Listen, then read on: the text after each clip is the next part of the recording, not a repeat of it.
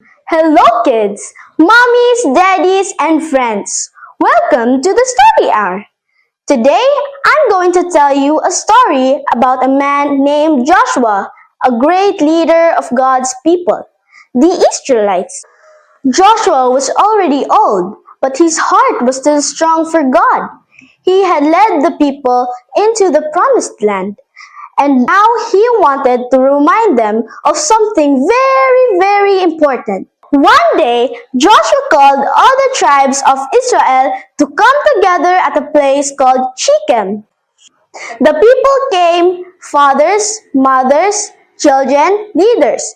Everyone stood waiting to hear what Joshua would say. Joshua looked at them and spoke loudly. Remember what God has done for you. He brought you out of Egypt, away from slavery. He protected you in the desert. He gave you this land and where you now live. The people nodded. They knew Joshua was right.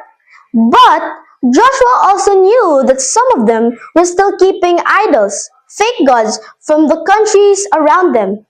So Joshua said, now you have to choose. Who will you serve? Will you serve the gods of your ancestors or the gods of the Amorites in this land? Then Joshua stood tall and said the words we still remember today. But as for me and my house, we will serve the Lord. The people were touched. They shouted, we will serve the Lord too. But Joshua warned them, serving the Lord is not just saying words. You must mean it in your heart. Throw away your idols and obey God completely. The people promised again, we will serve the Lord and obey Him. Joshua smiled. He took a big stone and set it under a tree. He said, this stone will be a reminder of the promise you made today. That night, Joshua went home. He sat beside his wife and watched stars. His little boy asked, Papa, will we always serve the Lord? Joshua smiled and said, yes, my son, no matter what others do, our family will always serve the Lord. And that's the story of Joshua's brave decision. Even when others were unsure, Joshua stood firm for God. He didn't wait for others to decide first. He showed everyone the real faith begins at home.